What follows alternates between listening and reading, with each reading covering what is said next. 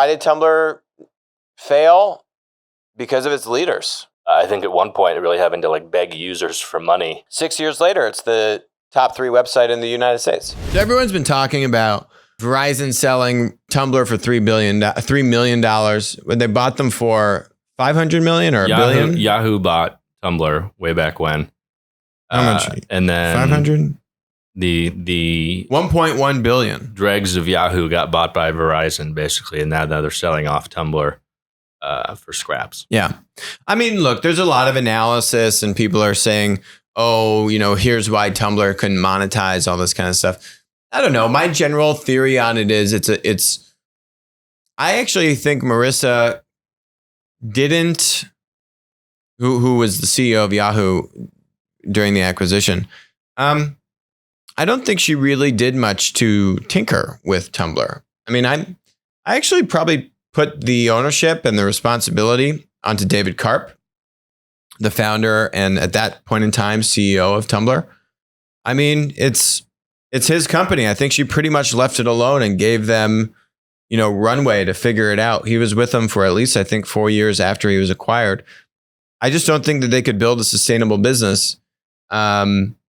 And they just had problems with, I think, stickiness and how they could really hone in on a good core transaction and scale the business. I think there's probably a lot of fluff in the numbers that they're reporting. They're reporting, skyrocketing daily active users and engagement. But I don't know. I kind of question some of those metrics and how strict they were on calculating that. How much of it was kind of fake or like bots or, not really kind of genuine, unique content. So I don't know. I think, why did Tumblr fail?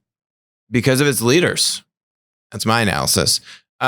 What's another interesting story, though, is what happened with Reddit. So Reddit in 2006 or somewhere around there was acquired by Condé Nast. Condé Nast makes a bunch of magazines.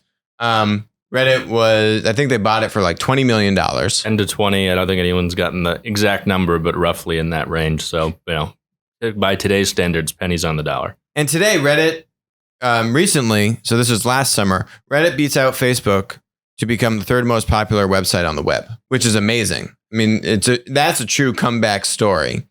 Because what happened was Reddit was at Condé Nast. It got stifled. Condé Nast didn't give it as much flexibility and breathing room and autonomy as it needed to really grow. What happened, though, in around maybe 2012, Condé Nast is actually owned by this holding company called Advanced Publications. That's a family-owned conglomerate as well.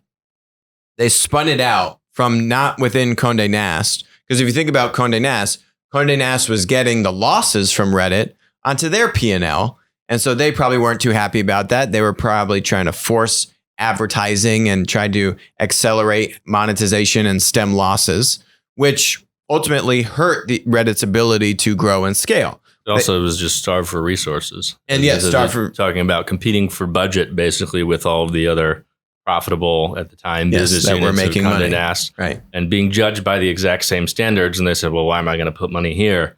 It really wasn't treated as a startup. It was kind of brought in and then put alongside all the other business units, and that ended up them basically, I think at one point really having to like beg users for money so they could continue to grow. Yeah. So then they spun out under the holding company. They got rid of that pressure to basically have like quarterly earnings or hey, what are all these losses doing, hurting my my P&L for the Condé Nast executives. They got more autonomy. They brought in a new CEO, or they brought the old CEO back in. So they brought in the right leadership.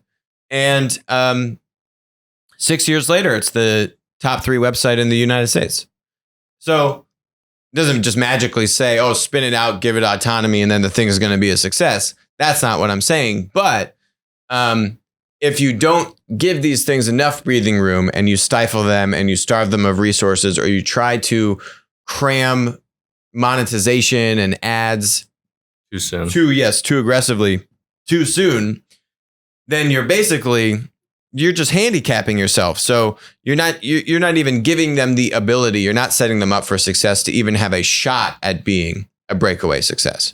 Now, I don't think Marissa Mayer and Yahoo did that to Tumblr. So that's what I'm saying. I think they did give them enough rope and runway. And then that's why it really just comes down to the leadership and their ability to execute, which I think Tumblr failed and Reddit succeeded once they were given enough autonomy and runway and rope to actually go and execute upon their vision and plan. So kind of two interesting stories to look at how those developed with, I wouldn't say too much support other than just capital and flexibility and runway from the core business. You know, kind of just did it on their own. Interestingly enough. Hi, this is Alex Mozed. Thanks for joining us on Winner Take All. If you enjoyed the content today, which I bet you did, please comment, subscribe, and definitely message me on Twitter when we're doing live streams.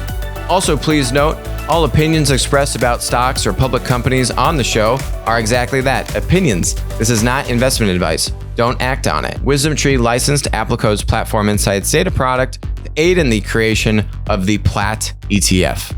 Thanks for joining us.